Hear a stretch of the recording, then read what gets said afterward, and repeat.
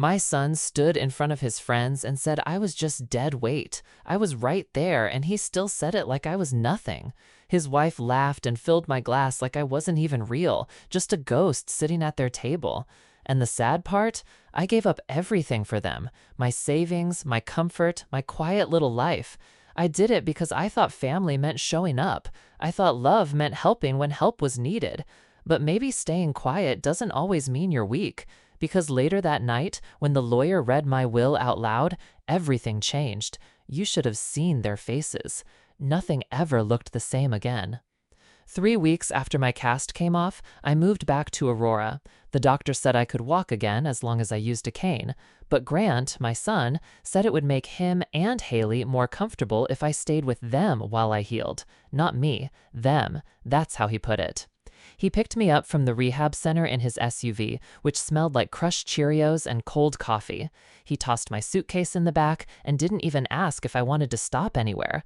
No music, no real conversation, just a quiet car ride and him saying, "Haley made chili," like that was supposed to mean something. Aurora looked smaller somehow. Maybe it wasn't the town that changed. Maybe it was me. Their neighborhood felt like a picture someone colored in too carefully. All the houses looked the same, with neat lawns and no big old trees, none of that rough bark-covered history I grew up with. Haley opened the door with a baby on her hip and waved me inside with her free hand. No hug, no smile, just a nod toward the hallway. On the wall, a dry erase calendar showed my name written in pink under 3 separate days, underlined. The guest room? That was now the baby's nap room. They'd set up a little cot in the laundry nook next to the garage. There was a stiff throw pillow that said "Welcome Home" in fancy letters. The air smelled like laundry soap. My old quilt, the one I made for Grant before he left for college, was folded at the end of the cot. That was the only piece of me in the whole house.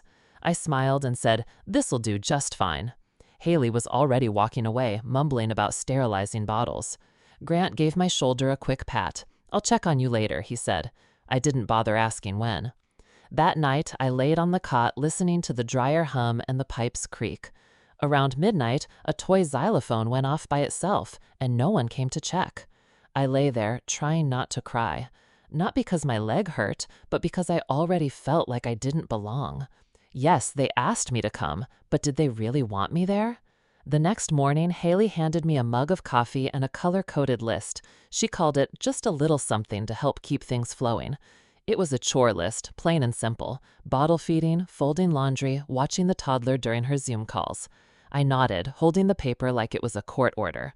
Later, Grant passed through the kitchen like he was in a rush. He kissed the baby, grabbed a granola bar, and said, "Thanks for helping," then walked right out the door. Not once did he ask how my leg was doing. That day, I sat on the floor pushing a little toy truck back and forth with my grandson. He giggled every time I made silly engine sounds. For a few minutes, I forgot how much my hip ached. But then I looked up and saw Haley standing in the hallway, phone to her ear, staring right at us. Her eyes didn't blink. Her mouth didn't smile. Have you ever returned to a place that used to feel like home, only to feel like a stranger in every room? That was the moment it hit me. I wasn't there to recover. I was there to fill the gaps they didn't want to deal with. They called it care, but it didn't feel like love. It felt like convenience, and maybe you felt that too. That was just the beginning. Every morning was the same. By 7 a.m., Haley was pacing the kitchen in leggings and a messy bun, juggling a phone call while spooning oatmeal into the baby's mouth. I didn't wait to be asked. I just jumped in. Diapers, dishes, bottles, wiping counters. I told myself it was just for now. We were all getting used to the new routine. But the days turned into weeks, and things stopped feeling temporary. Haley had a way of asking for things without really asking. She'd say stuff like, "If you're already in the kitchen, could you take out the trash?" Or, "You don't have to, but it would really help if someone folded the laundry." And that someone was always me. No one said it outright, but I got the message loud and clear. My schedule became the baby's schedule. If he napped late, I ate late. If he fussed, I stayed up. And slowly, without anyone saying a word, I disappeared into the background, useful, quiet, and invisible. But I hadn't forgotten who I was, and the story didn't end there. If the baby fussed early, I skipped my bath. That became the routine.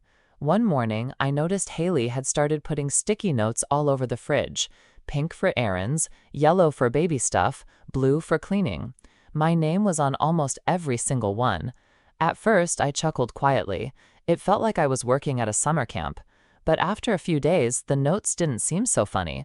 They were like tiny reminders taped up in plain sight. This wasn't my house. I was just a helper, and one that needed managing. Grant moved through the house like a breeze through a half-open window, quick, quiet, and gone before you could say much.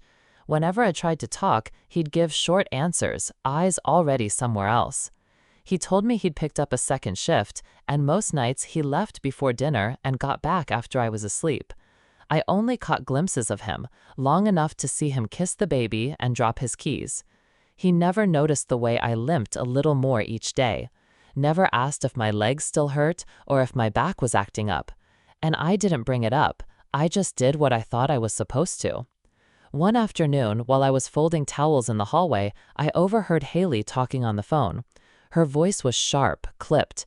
She said she couldn't keep doing everything on her own and that Grant's mom wasn't really pulling her weight. She said it like I was baggage, like I was extra. That night, I sat in the laundry nook on my little cot, pretending to read. My eyes kept drifting over the same paragraph, not really seeing it. My mind was somewhere else, back at the inn I used to run with Frederick. I thought about the way guests used to hug me goodbye, the smell of pancakes in the morning. My hands were steady then, my heart too. I thought moving in with family would help me heal. I thought being close to Grant and the baby would soften the blow of losing Frederick. But instead, it made the loneliness sharper. I didn't feel cared for. I felt tolerated, like a stand-in, like a convenience. The next morning, Haley handed me a dry cleaning slip and asked if I could go pick it up. She didn't ask how I was feeling or if I needed a ride. She didn't even look up from her tablet. I just nodded, took the slip, and went. Later, I sat outside the dry cleaner, waiting for the order to be ready. A little girl walked by, holding her grandmother's hand, giggling about something. They laughed together like no one else existed. I don't know why, but that moment hit me hard. I thought of walking hand in hand with Grant when he was small, his little fingers wrapped around mine, trusting me with everything. And suddenly, I felt something deeper than physical pain. It was the ache of being forgotten while still here, of being in a room but completely invisible, of giving and getting nothing in return but silence. When I got home, I dropped the dry cleaning on the couch and walked straight to the cot. I didn't wait for dinner. I didn't ask what the plan was. I just lay down and faced the wall. I had already said everything I needed to say, not with words, but with actions, through helping, through showing up. But no one had been paying attention. That Friday, the house was buzzing. Haley was throwing a small party for Grant's coworkers and a few neighbors. I'd overheard her talking about it earlier in the week, mentioning names I didn't recognize. She never said a word to me about it, never asked if I wanted to come or needed help setting up. So I figured I'd just stay upstairs like usual and watch the baby. But around 4 p.m., she handed me a dress she'd pulled from the laundry and said, without even looking at me, "It might be nice if you came down for a bit." Her voice was flat, like she was checking off a box, not really inviting me. I nodded, even though I wasn't sure I had the energy. By 6, the doorbell started ringing and people trickled in. Laughter filled the house, the sound of glasses clinking, upbeat music playing. I waited upstairs until I heard Grant's voice greeting someone. Then I slipped on the dress and headed down. The living room looked like something out of a magazine. Soft lights strung across the ceiling, snacks lined up neatly on the table, glasses full of wine. Haley stood in the middle of it all, glowing and confident, surrounded by smiling guests. Grant hovered nearby, laughing more than I'd seen in weeks. I stood at the edge of the room, unsure where to go or who to talk to. No one noticed me. I smiled at one woman who met my eyes, but she quickly looked away. So I quietly found a corner near the bookshelf and stayed there, feeling more like the furniture than a guest. And that's when it really sank in. I was in the house, but I wasn't part of it. I stood by the bookshelf, quietly sipping a glass of lemonade I had poured for myself. I didn't really want to be there, but I figured showing up mattered. Then, partway through the night, Grant tapped his glass to get everyone's attention. He raised it for a toast, thanking everyone for coming. People smiled, lifting their drinks, and then he said something I'll never forget. With a little smirk, he said the VIP of the night was his mother. Very inactive person. The whole room burst into laughter. Some clapped, others glanced at me, then quickly looked away. Haley laughed and wrapped her arm around him like it was all just harmless fun. I managed a polite smile, but my face burned. I felt everyone's eyes flick toward me like I was some joke they all agreed on. And the worst part, no one stood up for me. No one asked if I was okay. I quietly slipped out of the room before anyone could notice I was gone. In the kitchen, I started wiping the counters, though they were already spotless. My hands were shaking. I grabbed a dish towel and scrubbed a clean spot just to give myself something to do, something to focus on. The sounds from the living room, laughter, music, voices, they felt like they were happening in a different world. I wasn't angry, not exactly, and I wasn't numb either. It was something in between, like I was stuck inside a glass box, screaming, but no one could hear me. Later that night, once the guests had left and the lights were dim, I went to the hallway closet and found a little doorstop wedge. I brought it to my room and tucked it under the door. Not because I was scared of anyone, but because I needed a boundary, something small to say, this is my space, I exist, I matter. That night, for the first time in weeks, I slept with the lights off. In the morning, Haley was cheerful, acting like everything was normal. She thanked me for helping clean up and said the guests had a great time. I just nodded and smiled softly. I didn't bring up the toast, neither did she. Grant didn't speak to me at all. He seemed to be avoiding me completely. That Saturday, I spent most of the day organizing drawers in my room.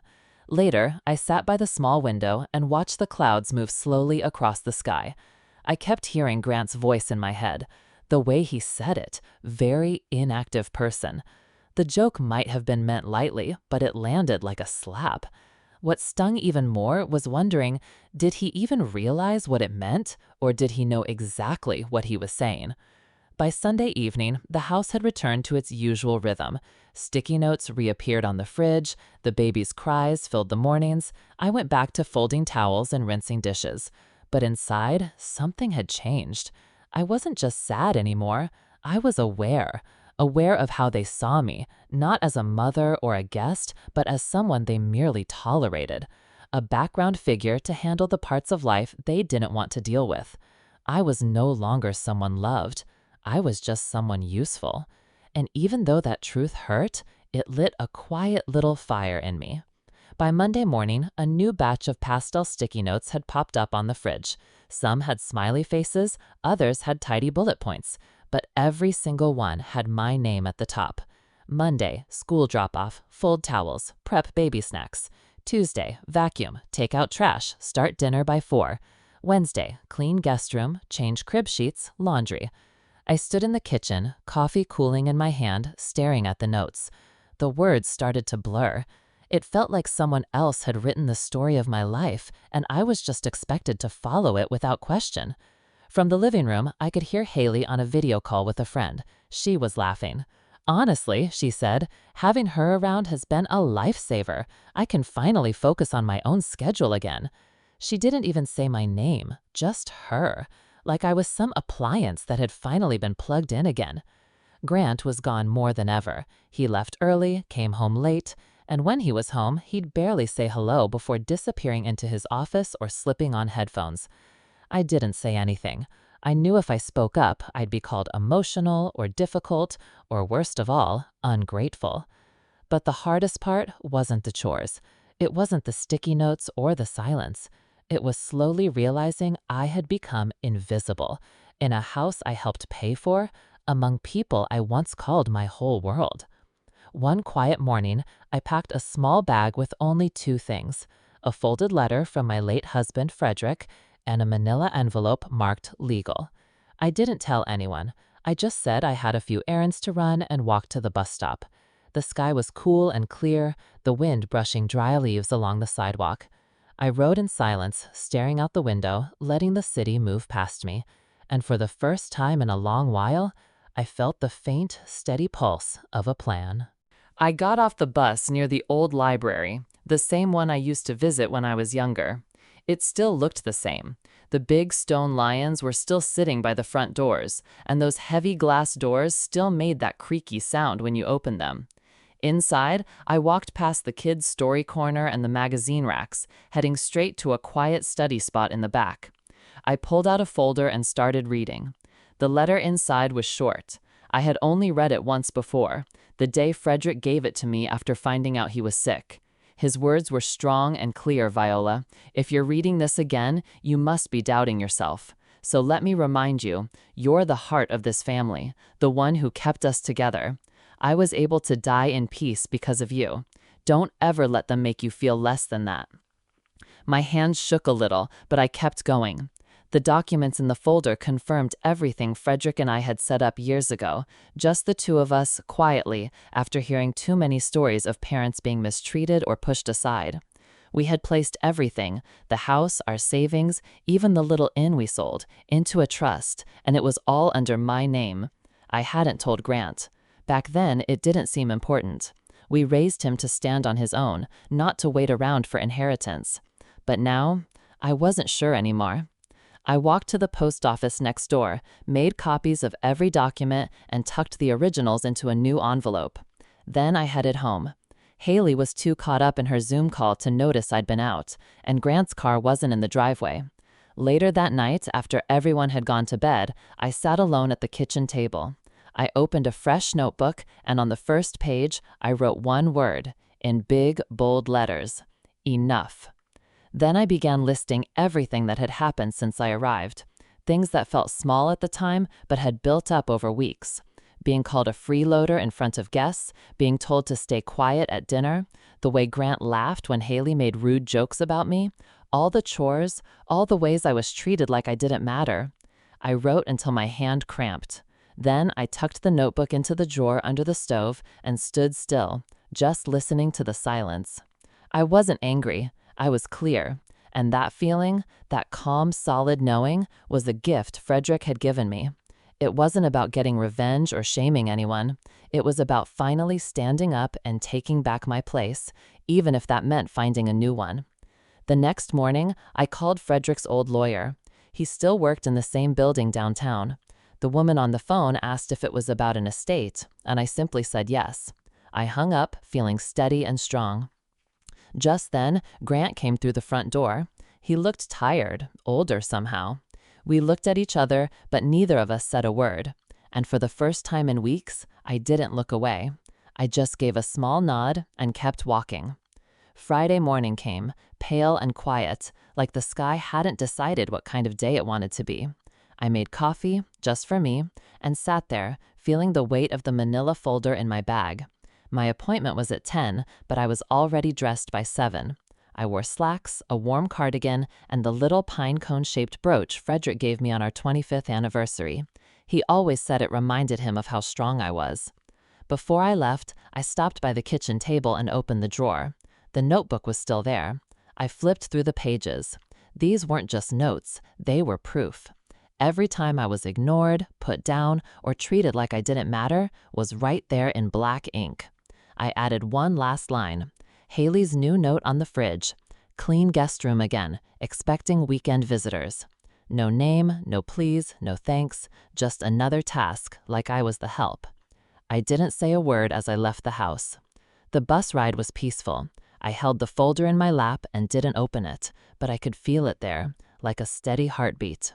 The law office was in the same old brick building, and to my surprise, the same secretary from all those years ago was still sitting at the front desk. Her hair had more gray in it now, but her smile hadn't changed a bit.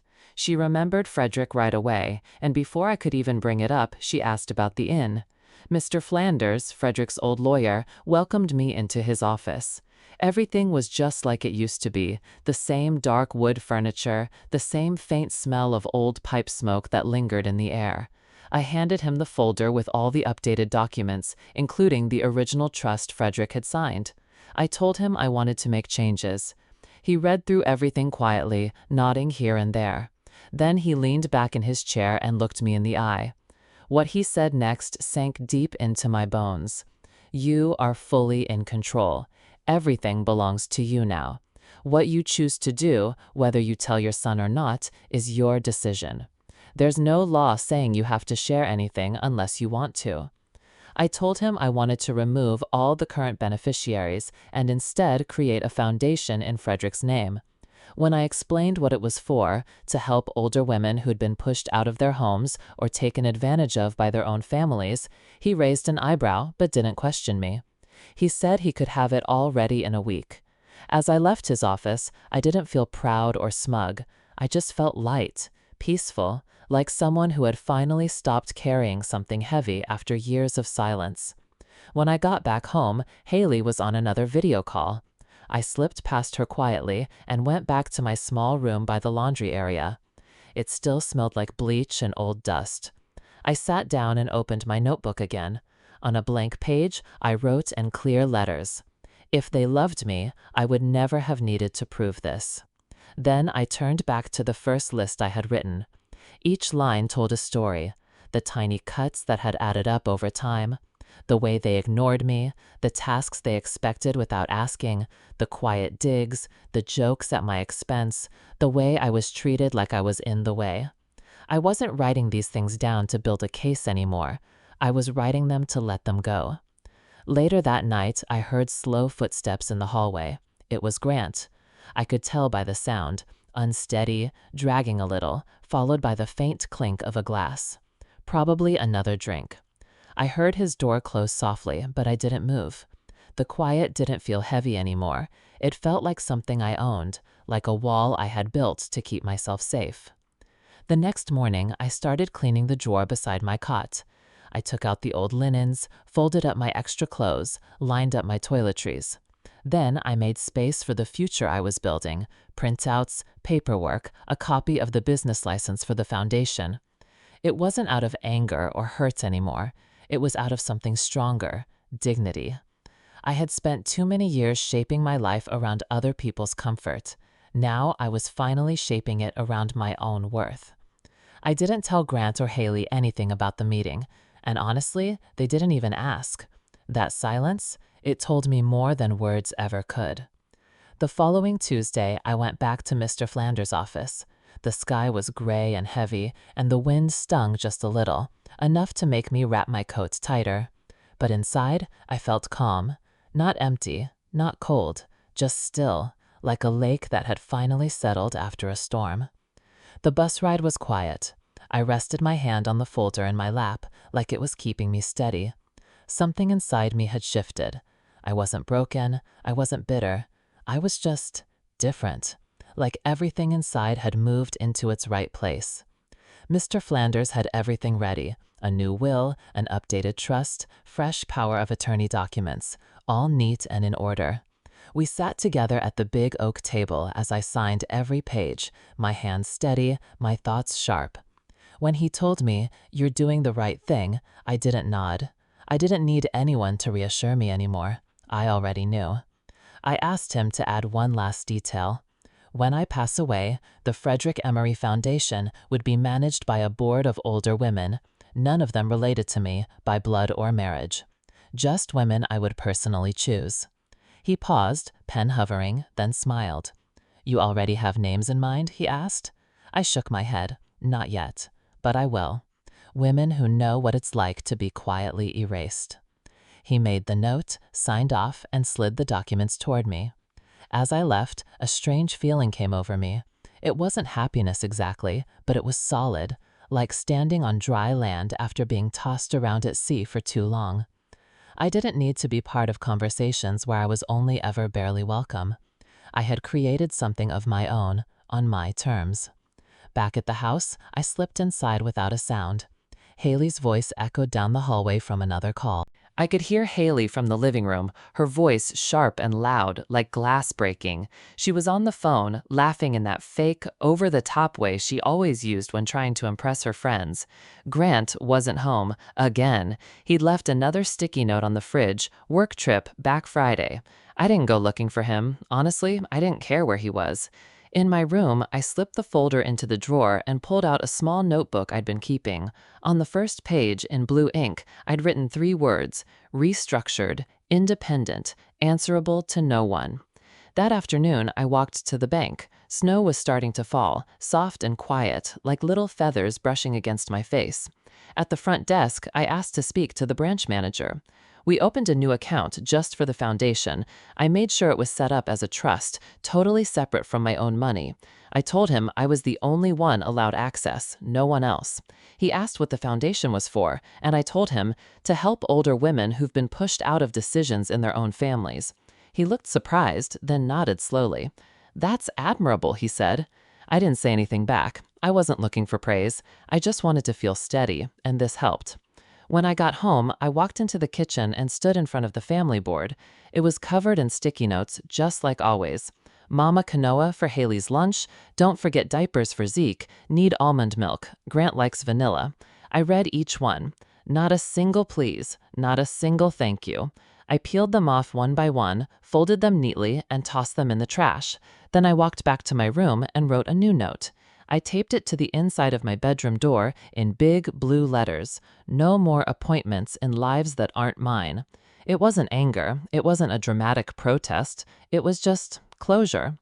The rest of the night was calm. I warmed some soup. I didn't call anyone. I folded laundry that wasn't mine and left it neatly on the hallway bench. I didn't knock on doors. I didn't ask if anyone needed help. Later, I made myself a cup of mint tea and sat at the edge of my bed. I looked over my new schedule. Wednesday, visit the library, scan tax records. Thursday, meet with local women's group. Saturday, start drafting a grant proposal for the foundation. For the first time in a long while, my days were my own, not built around anyone else's to-do list. Outside, snow was still falling. The house made its usual soft noises, pipes clicking, air humming, but I heard something else too, something I hadn't heard in ages: myself. The next few days stretched on, cold and quiet. It felt like the house was holding its breath. Outside, the neighborhood moved on like always. Kids trudged through snow, porch lights flicked on as it got dark, and mailboxes disappeared under thick layers of ice. But inside the house, things were changing. I first noticed it in the silence, not the peaceful kind, but the heavy, tight kind that wraps around your chest and makes you feel like something's about to snap. The family board in the kitchen, once crowded with notes, was now mostly empty. Haley didn't add anything new after I cleared it. She didn't say a word about it either. When we crossed paths, she gave me a small, tight smile, but didn't meet my eyes. Her voice stayed cheery around the kids, but when she spoke to me, it was flat, cold, like a knife that had lost its edge. Grant eventually came back from his work trip. He looked worn out. There were deep lines in his face that hadn't been there before. He hardly said anything to me all weekend. At night, I could hear the ice clinking in his glass in the kitchen and the soft shuffle of his feet going down the hallway after midnight. Once, I passed his office and saw him sitting in the dark, his face lit up only by a glowing spreadsheet on the screen. He looked like a man trying to save a sinking ship with nothing but a teaspoon. Haley had gotten more irritable, too.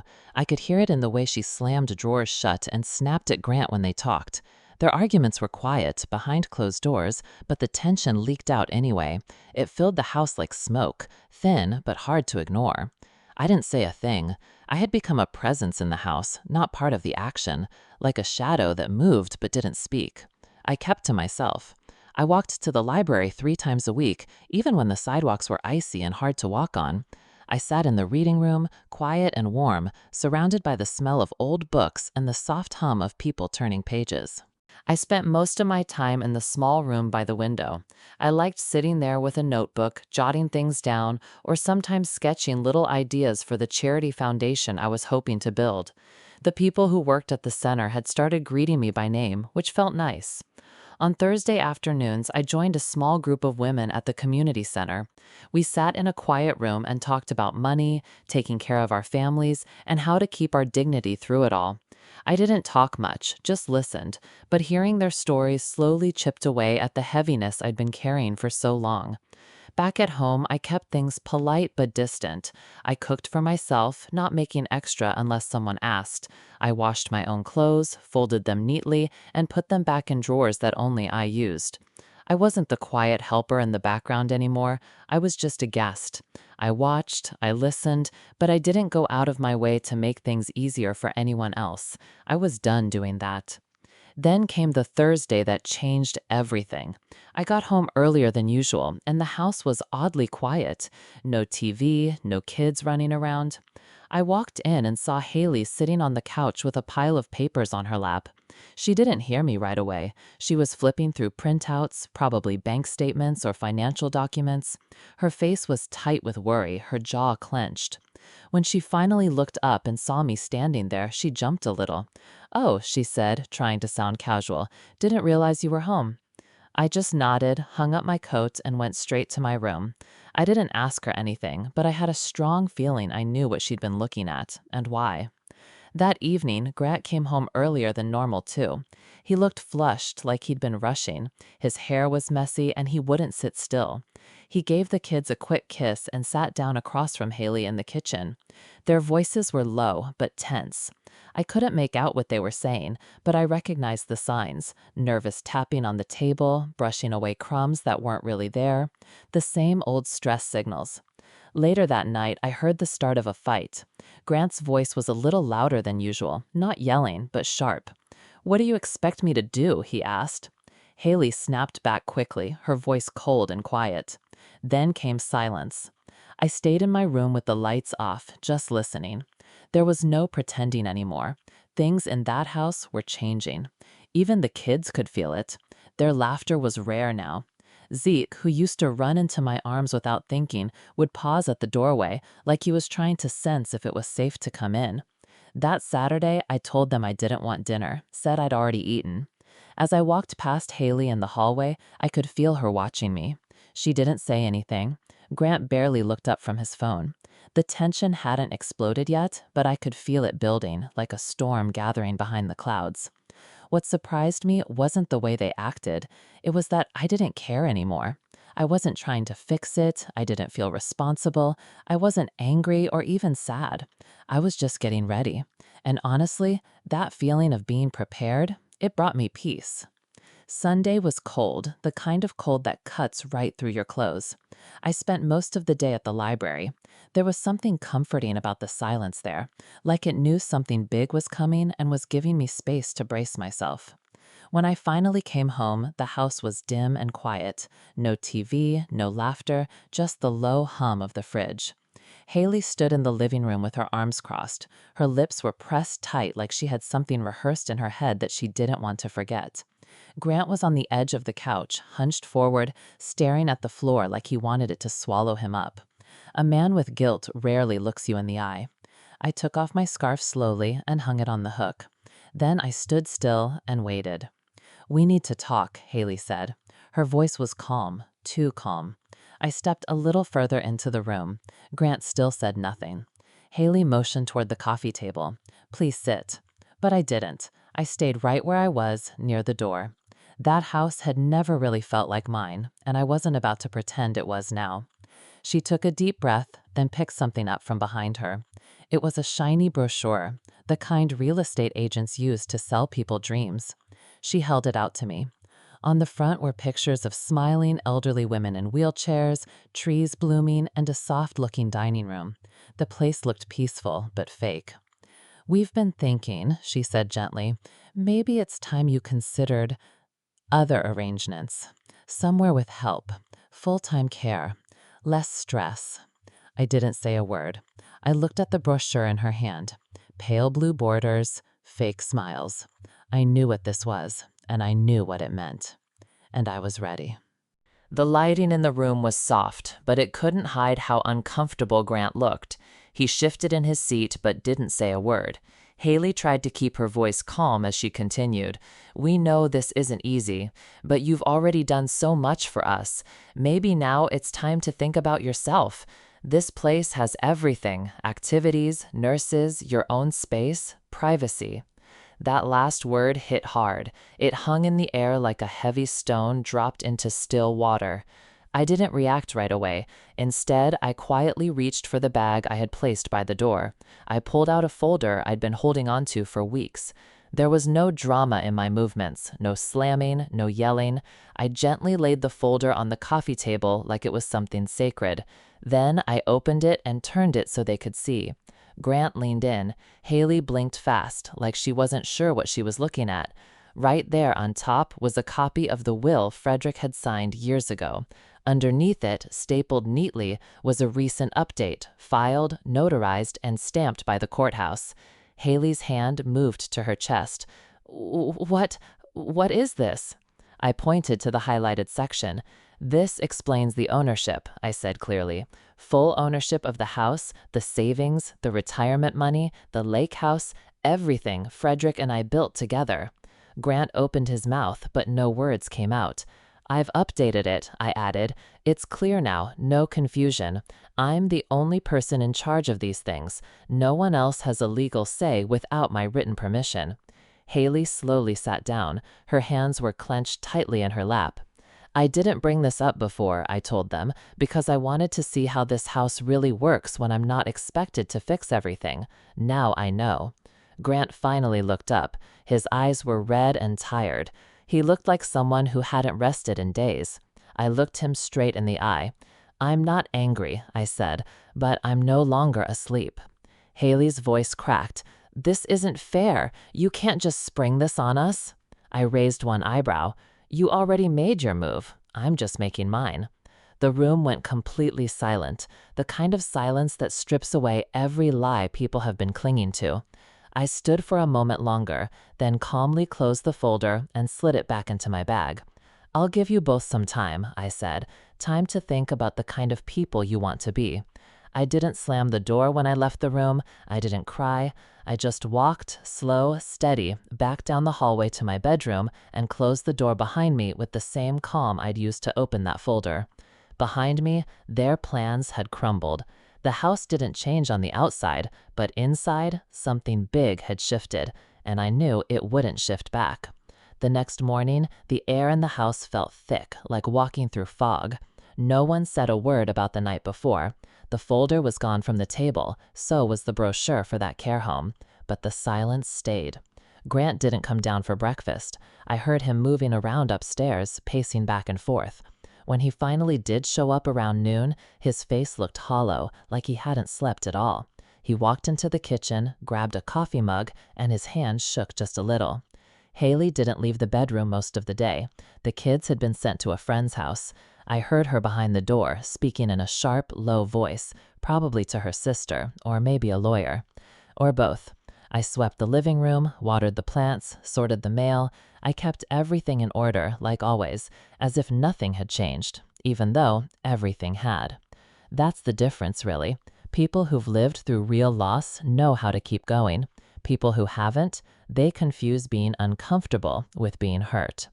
Late in the afternoon, Grant finally sat across from me at the kitchen table. He looked down at his hands, not at me. I didn't know, he mumbled, talking about the will.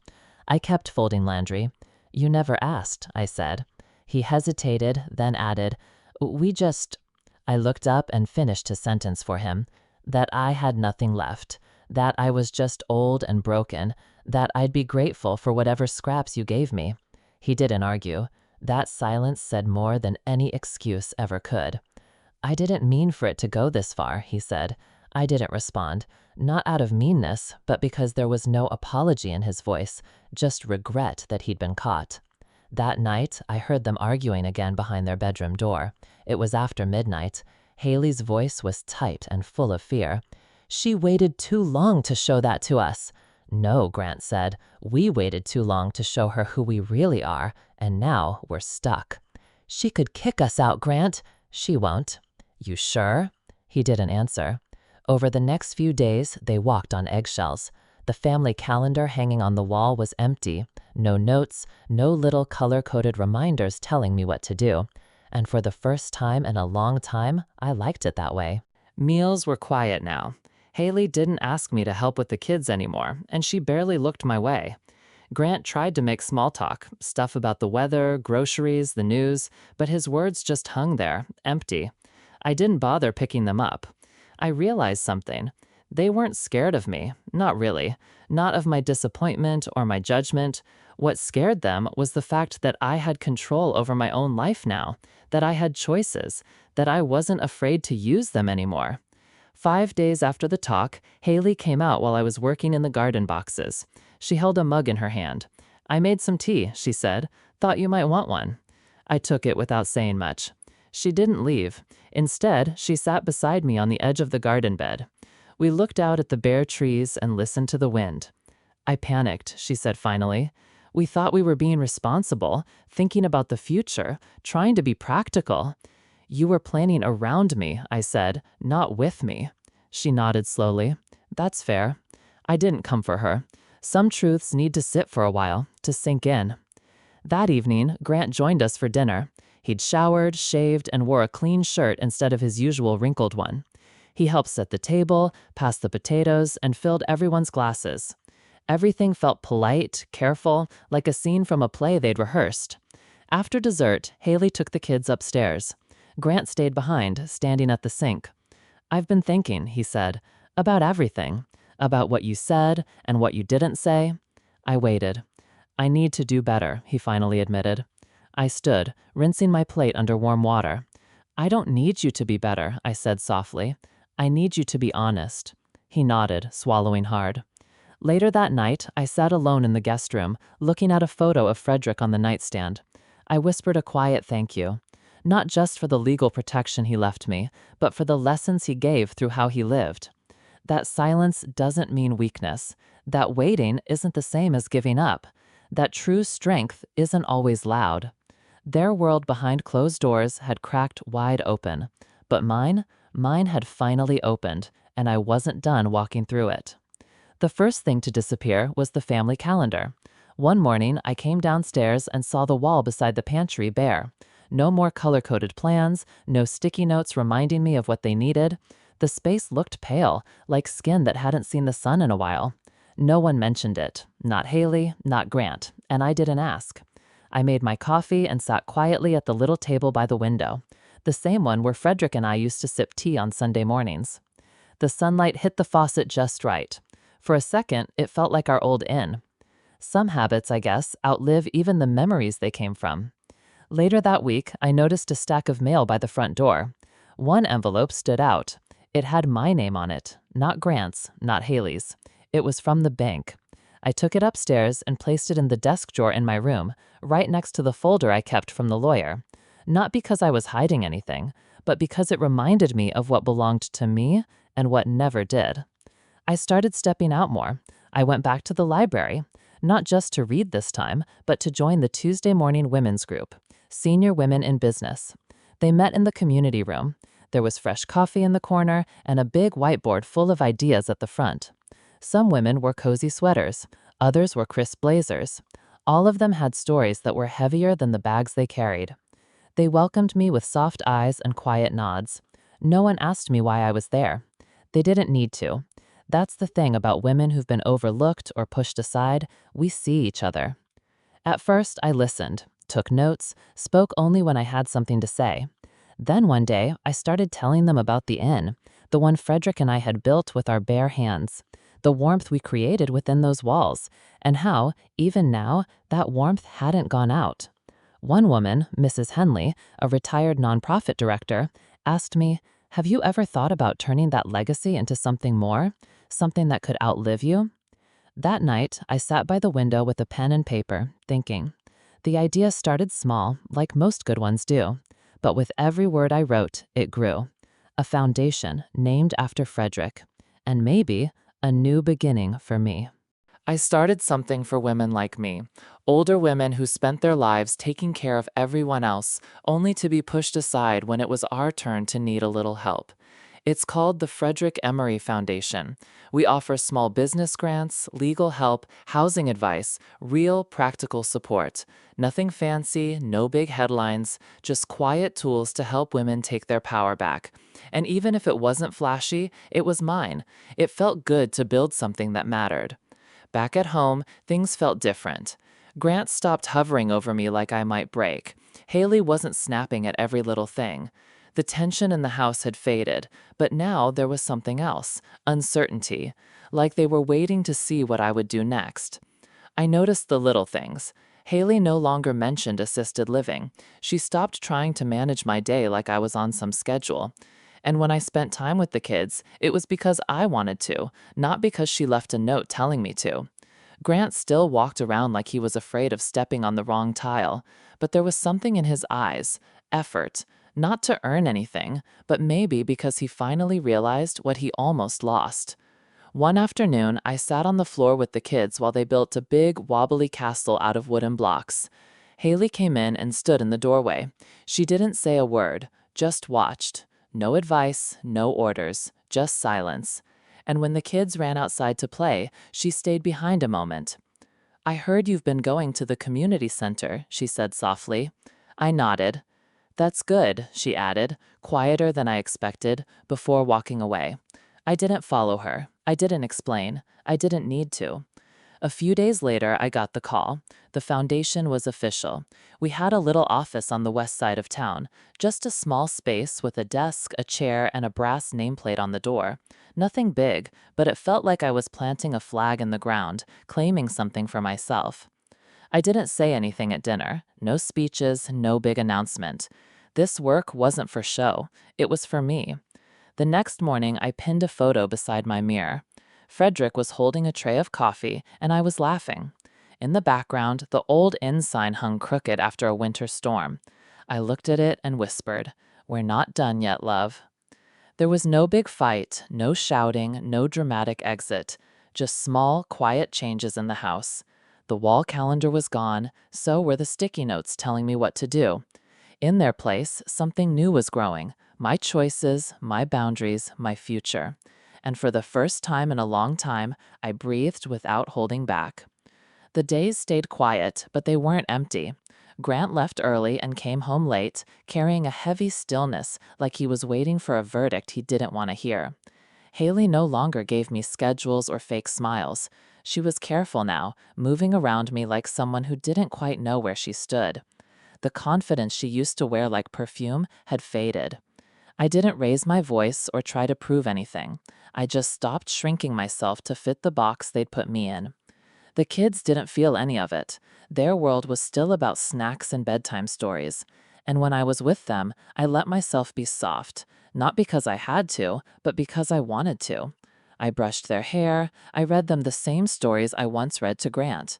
I kissed their little foreheads, no strings attached. One afternoon, as I was packing the kids' backpacks, Haley stood in the doorway again.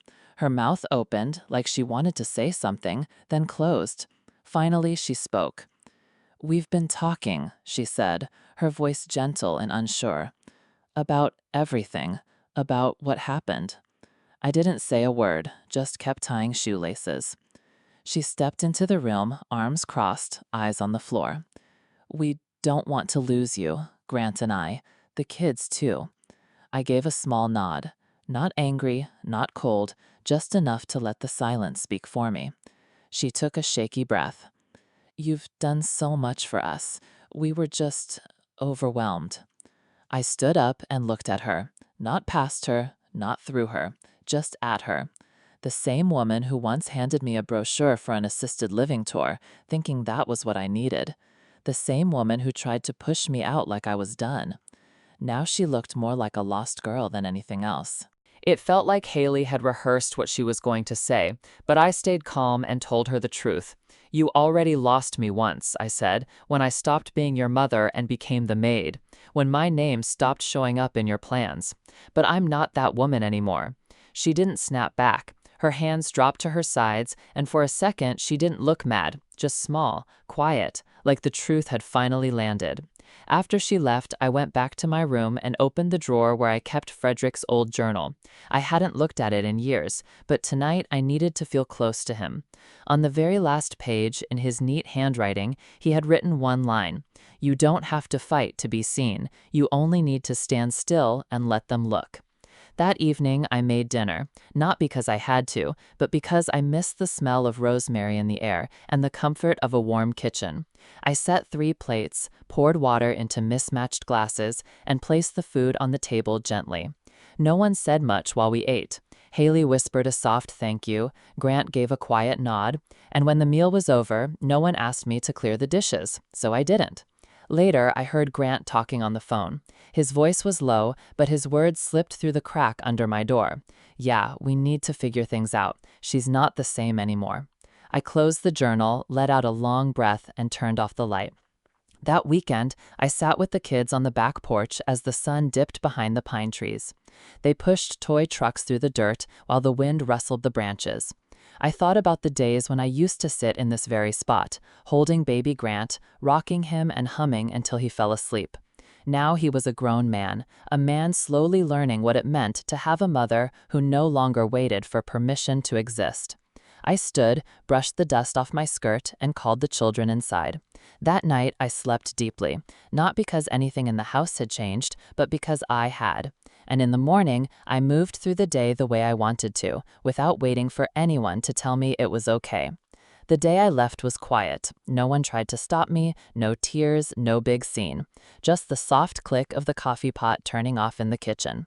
I had packed 2 small suitcases the night before. Just clothes, my journal, a box of Frederick's letters, and the final draft of the foundation paperwork. That was all I needed. Everything else I left behind, just like they had once left me behind. I didn't write a note. I didn't owe anyone an explanation. When I stepped into the hallway, Haley was already standing there near the door. Her eyes were puffy from crying. She didn't say anything. Neither did I. We looked at each other like 2 women who had finally stopped pretending. I gave her a small nod, not goodbye, just understanding.